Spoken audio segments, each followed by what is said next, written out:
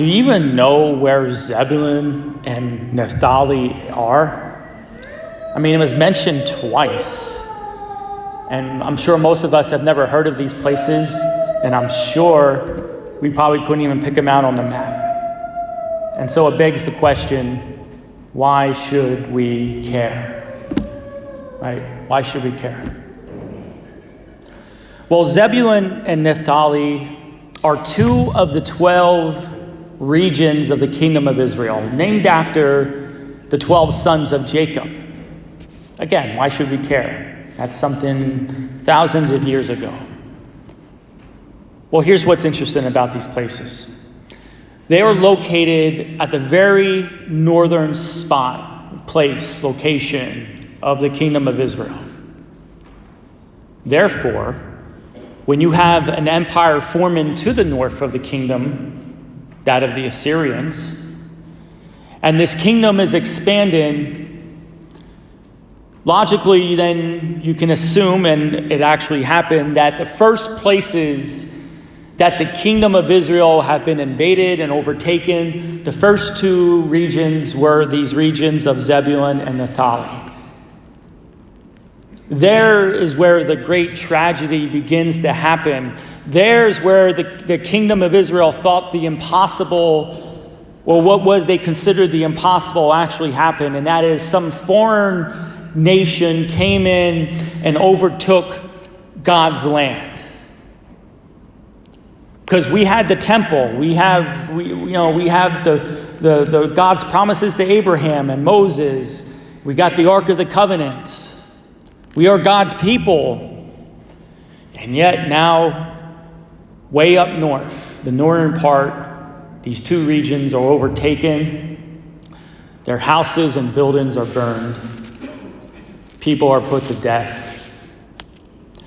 And what's left of the people, they're gathered up, they're put in chains, and they're escorted out of their land to a foreign area that they know nothing about, where most of them remain prisoners for the rest of their lives. Maybe a modern day example of the type of tone that I'm trying to set here with these two places. I think maybe a modern day example is if I were to say Auschwitz. I think for most of us, who are very familiar with World War II and what happened there, that same kind of tragic, somber tone and disposition. When you mention Auschwitz, pleasant feelings usually don't arise if you know your history, but very somber and sad feelings.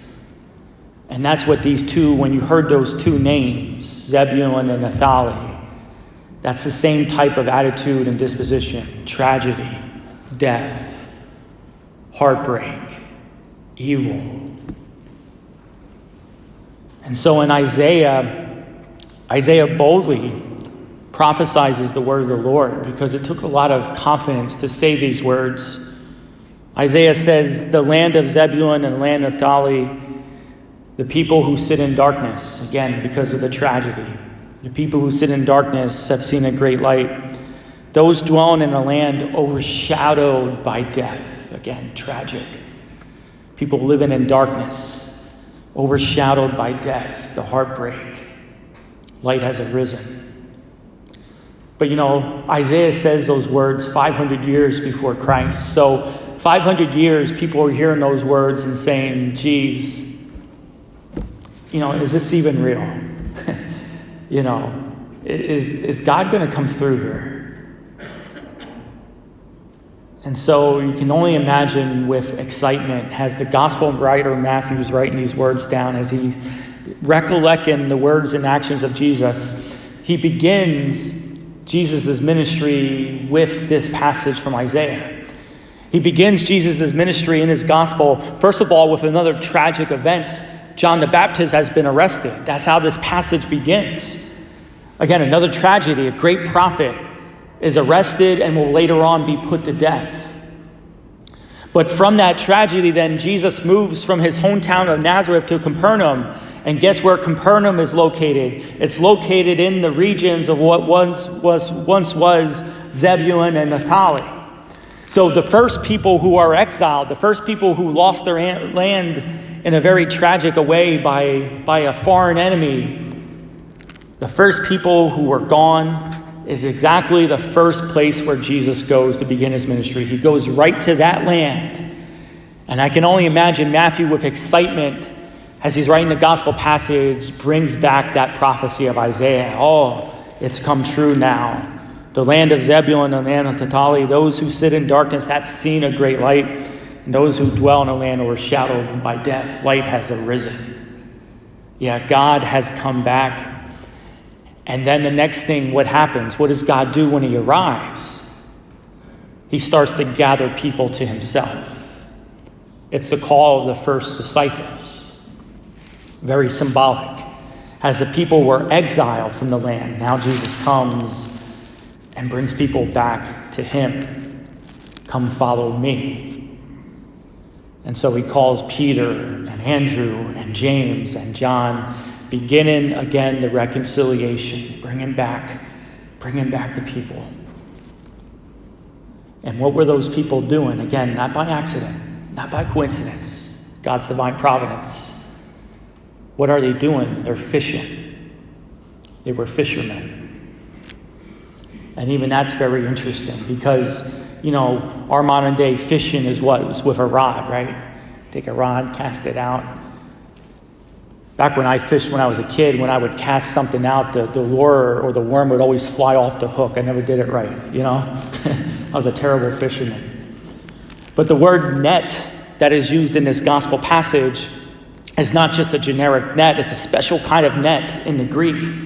One where the net is circular and has these weights attached to around the rim, the perimeter of the circle.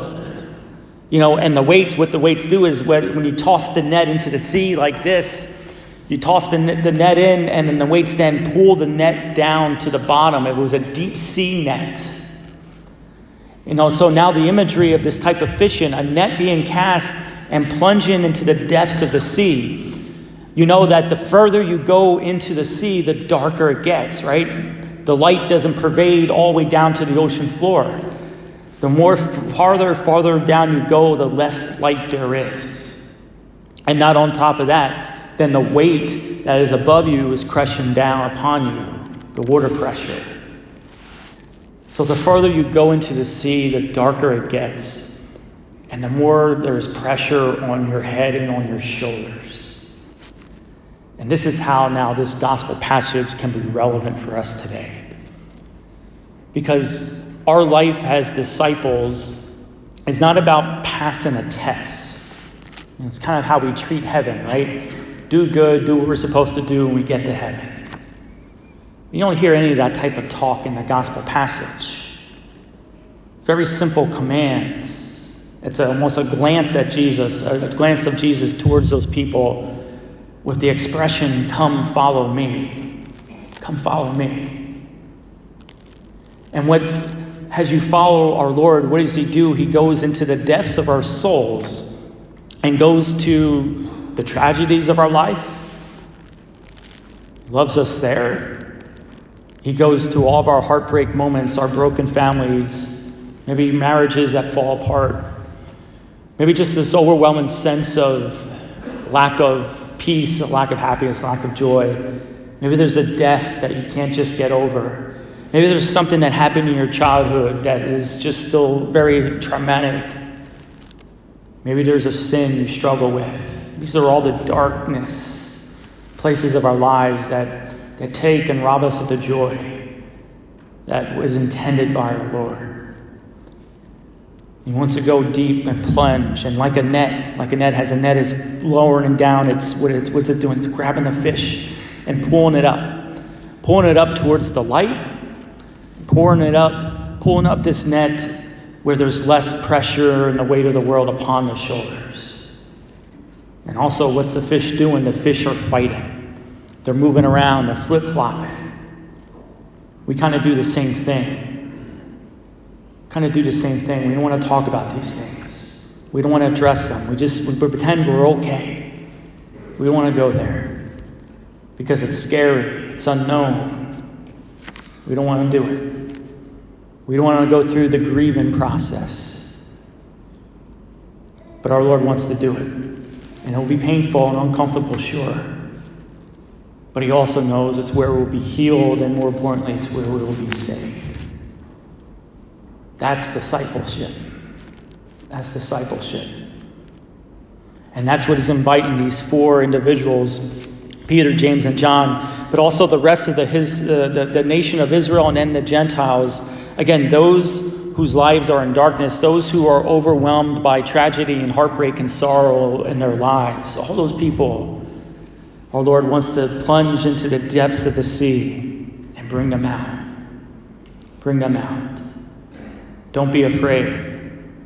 Don't be afraid. Let our Lord plunge into the deeps and the depths of our souls. May God bless you.